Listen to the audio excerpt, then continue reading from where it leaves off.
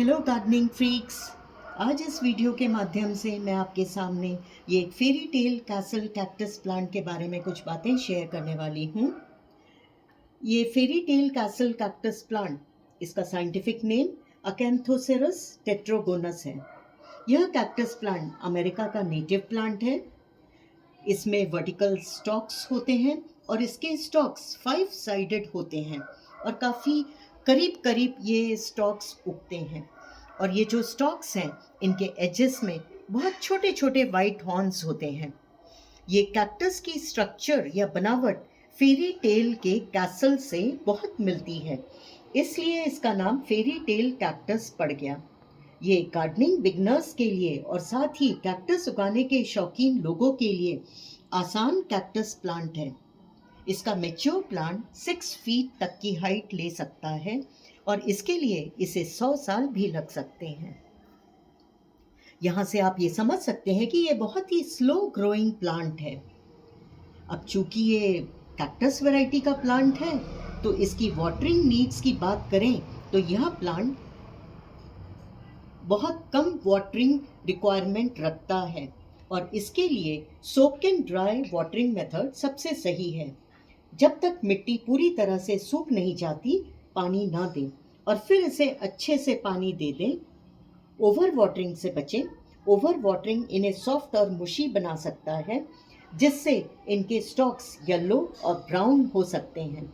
Under watering fix करना easy है, लेकिन ओवर वाटरिंग फिक्स करना बहुत कठिन है। इस प्लांट में पानी को लेकर बहुत सावधानियां बरतनी ज़रूरी है। मिट्टी में जमा पानी इन प्लांट्स को रूट रॉट कर सकता है और फिर इन कमज़ोर प्लांट्स में मिलीबग्स का अटैक भी हो सकता है और आपका प्लांट जल्दी खतरे में पड़ सकता है। इसलिए जब भी आप इस प्लांट को ग्रो करें तो इसकी सॉइल मिक्स पर बहुत ध्यान दें। यह कैक्टस को ग्रो करने के लिए पॉटिंग मिक्स वेल ड्रेनिंग होना चाहिए और सॉइल का पीएच 5.6 से 6.5 होना चाहिए। तो मैं इसके पॉटिंग मिक्स में बराबर मात्रा में सॉइल, सैंड, ईंटे के चूरे और कुछ कोयले के टुकड़े लेती हूँ। ये मिक्सचर सॉइल को पोरस बनाता है और जो ईंटे का चूरा है वो सॉइल में हवा को लॉक करता है और कोयला एंटी फंगल का काम करता है। कैक्टस प्लांट्स की लो न्यूट्रिएंट रिक्वायरमेंट्स होती है, क्योंकि आप देखिए ये नेचुरल हैबिटाइट में ड्राई और बंजर जगहों में उगते हैं, इसलिए मैं इसे कोई खाद नहीं देती।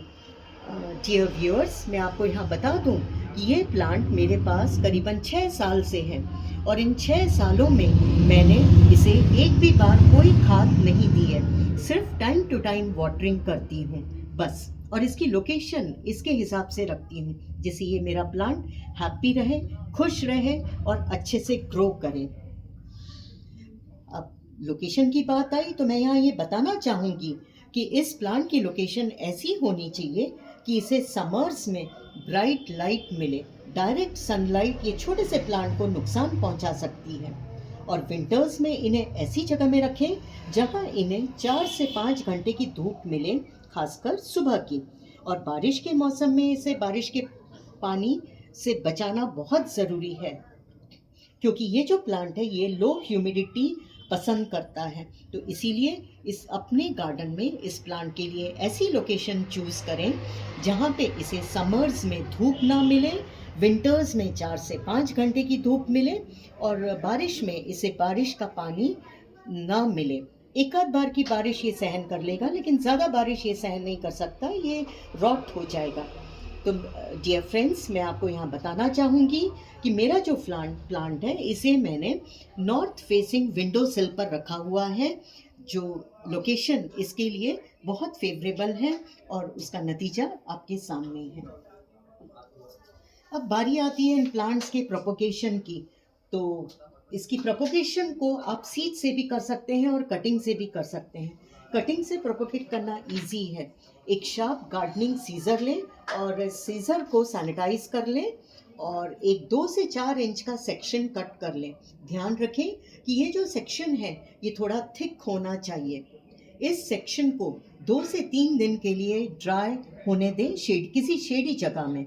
ऐसा करने से आप इस कटिंग को रूट रॉट होने से बचा सकते हैं। 3 दिन के बाद इस कटिंग को आप वेल ड्रेनिंग सॉइल में लगा दें और सॉइल मिक्सचर के बारे में मैं आपको पहले ही बता चुकी हूँ। और फिर सॉइल को हल्का सा टैप करें और फिर थोड़ा सा वाटरिंग भी कर दें लगाते वक्त। इसे इनडायरेक्ट ब्राइट लाइट में वाली जगह पे रखें। डायरेक्ट सनलाइट में इस प्लांट को रखने से बचें। करीबन 3 से 4 महीने में इन कटिंग्स में रूट्स आ जाएंगी। कोशिश करें कि कटिंग को उसी पॉट में लगाएं जिसमें मदर प्लांट लगा हुआ है। 3 से 4 महीने के बाद जब इसमें रूट्स आ जाएंगी तब इसको मदर प्लांट से आप शिफ्ट कर सकते हैं।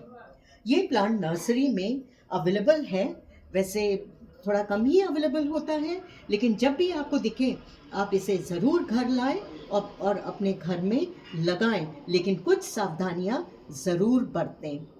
आप जिन भी पॉट्स में इन्हें लगा रहे हैं उसमें अच्छा ड्रेनेज होल होना चाहिए। 2 से 3 साल में इनको रिपॉट करते रहें, जिससे रूट बाउंड की समस्या से प्लांट को आप बचा सकते हैं। रिपोर्टिंग के वक्त आप कैक्टस के पॉट का साइज पिछले पॉट से 1 या 2 इंच बड़ा भी ले सकते हैं।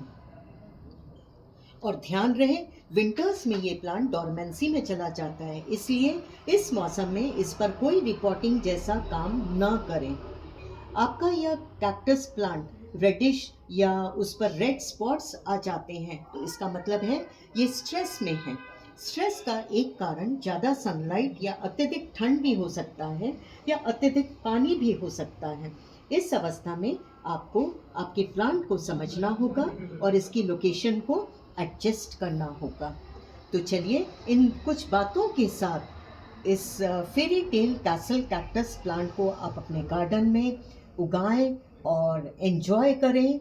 Wish you happy and enjoyable gardening. Thank you.